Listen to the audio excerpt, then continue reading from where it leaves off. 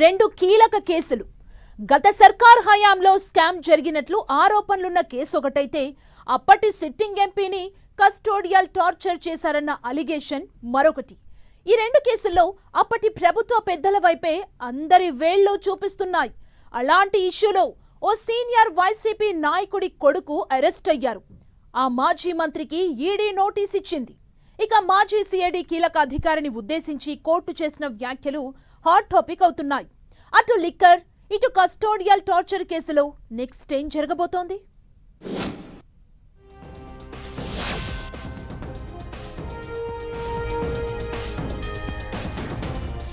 రెండు కీలక కేసుల్లో interesting development. Raghurama custodial torture కేసులో కోర్టు కీలక కామెంట్స్. సిఐడి సునీల్ లొంగిపోతే మంచిది అంటూ హైకోర్టు వ్యాఖ్యలు.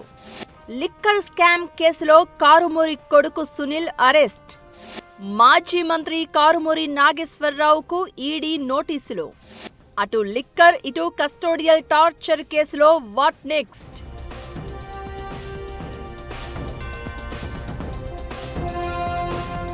అలిగేషన్స్ టు ఎంక్వైరీ, కేసులు, అరెస్టులు ఇలా ఎన్నో టర్నులు తీసుకుంటూ సరికొత్త అప్డేట్ మారుతున్నాయి ఆ రెండు కేసులు.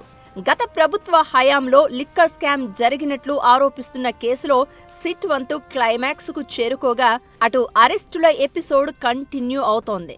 ఇక రఘురామకృష్ణంరాజు కస్టోడియల్ టార్చర్ కేసులో అప్పటి సిఐడి డిఐజీ సునీల్ నాయక్ను ఉద్దేశించి హైకోర్టు సీరియస్ కామెంట్స్ చేయడం చర్చనీయాంశంగా మారింది. వైసీపీ ప్రభుత్వంలో ఉన్నప్పుడు అప్పటి ఎంపీ, ప్రస్తుత అసెంబ్లీ డిప్యూటీ స్పీకర్ రఘురామకృష్ణంరాజును కస్టోడియల్ టార్చర్ చేశారన్న ఎలిగేషన్స్ ఉన్నాయి. కూటమి అధికారంలోకి వచ్చాక ఈ కేసు దర్యాప్తును స్పీడప్ చేసింది. ఇప్పటికే సిఐడి మాజీ చీఫ్ సునీల్ సస్పెన్షన్ ఎపిసోడ్ నడుస్తూ ఉండగా, సిఐడి అడిషనల్ ఎస్పీగా పనిచేసిన విజయ్ పాల్ జైలు పాలయ్యారు. ఆ మధ్య సునీల్ నాయక్ను బీహార్కు వెళ్లి మరీ అరెస్ట్ చేశారు ఏపీ పోలీసులు. కోర్టు ట్రాన్సిట్ విషయంలో పొరపాటు జరగడంతో ఆయన్ను అక్కడి నుంచి ఇక్కడికి తీసుకురాలేకపోయారు. ఆ తర్వాత కోర్టు ఆదేశాలతో విచారణకు హాజరైనప్పటికీ దర్యాప్తు సంస్థల ప్రశ్నలకు సరైన సమాధానాలు ఇవ్వకుండా తప్పించుకున్నారని అంటున్నారు.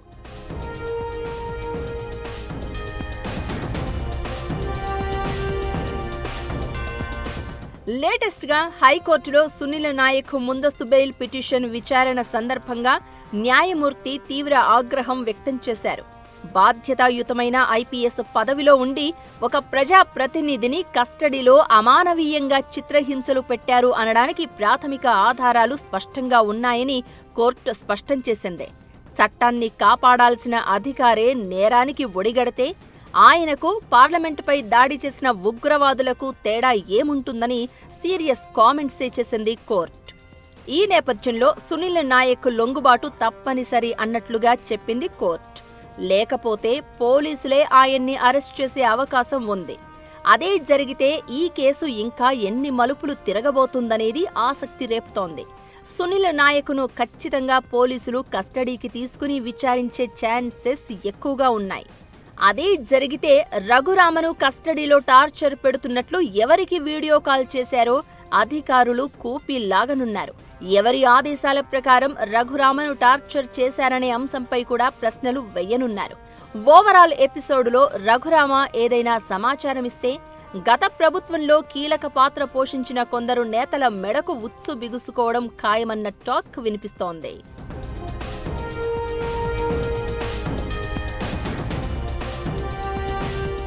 ఇక కూటమి సర్కారు పవర్లోకి వచ్చిన తర్వాత మరో కీలక కేసు లిక్కర్ స్కామ్. ప్రభుత్వం ఏర్పాటు చేసిన సిట్ విచారణలు, కేసులు, అరెస్టులు చేసింది. ఛార్జిషీట్ కూడా దాఖలు చేసింది. సిట్ అరెస్ట్ చేసిన వారిలో కొందరికి బెయిల్స్ రాగా ఇంకా కొంతమంది జైలులోనే ఉన్నారు. ఇక ఈడీ ఎప్పుడో ఎంటర్ అయినా ఈ మధ్య అరెస్టుల ఎపిసోడును స్పీడప్ చేసింది. లేటెస్ట్ గా మాజీ మంత్రి కారుమూరి నాగేశ్వరరావు కుమారుడు కారుమూరి సునీల్ ను అరెస్ట్ చేసింది ఈడీ. కారుమూరి నివాసంలో ఇటీవల ఈడీ అధికారులు తనిఖీలు నిర్వహించి వివిధ పత్రాలను పరిశీలించారు.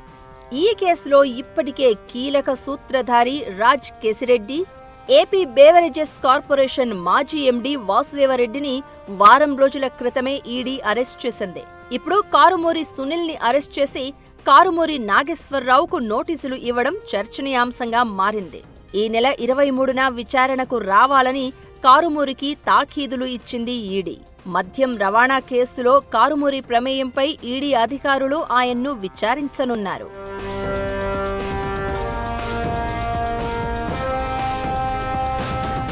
మద్యం రవాణాలో ఏపీ సిఐడి నమోదు చేసిన ఎఫ్ఐఆర్ ఆధారంగా ఈడీ దర్యాప్తు స్పీడప్ చేసింది. ప్రభుత్వ ఖజానాకు 195.33 కోట్ల నష్టం జరిగినట్లు అనుమానిస్తోంది. State beverages corporation liquor transport tender నిబంధనలను ఉద్దేశపూర్వకంగా మార్చి ప్రైవేట్ ట్రాన్స్పోర్ట్ సంస్థలకు ఇచ్చి అవకతవకలకు తెరతీశారు అని డౌట్స్ వ్యక్తం చేస్తోంది ఈడీ. వాసుదేవరెడ్డి సహకారంతో రాజ్ కెసిరెడ్డి మరికొందరు మార్కెట్ రేట్ల కంటే అధిక ధరలకు లిక్కర్ రవాణా టెండర్లు దక్కించుకుని అక్రమంగా భారీగా లాభాలు పొందినట్లు విచారణలో తేలింది అంటున్నారు. నాటి మంత్రి కారుమూరి నాగేశ్వరరావు, ఆయన కుమారుడు సునీల్ పాత్ర కూడా ఉందని ఆరోపిస్తోంది ఎన్ఫోర్స్మెంట్ డైరెక్టరేట్. దాదాపు 10 కోట్లకు పైగా కారుమూరి కుటుంబానికి అందినట్లు ఇప్పటికే అరెస్ట్ అయిన నిందితులు చెప్పిన వివరాల్లో ఉందని అంటున్నారు. అయితే లిక్కర్ స్కామ్ కేసులో వైసీపీ ప్రజాప్రతినిధుల వంతు స్టార్ట్ అయిందన్న టాక్ వినిపిస్తోంది. ఇప్పటికే మిథున్ రెడ్డి అరెస్ట్ కాగా ఆయనకు కోర్టు షరతులతో బెయిల్ ఇచ్చింది. ఇప్పుడు కారుమూరి నాగేశ్వరరావు తనయుడు నెక్స్ట్ కారుమూరి వంతు కూడా రాబోతోందని అంటున్నారు. ఆ తర్వాత ఈడీ నెక్స్ట్ టార్గెట్ ఎవ్వరన్నదే ఇప్పుడు ఉత్కంఠ రేపుతోంది.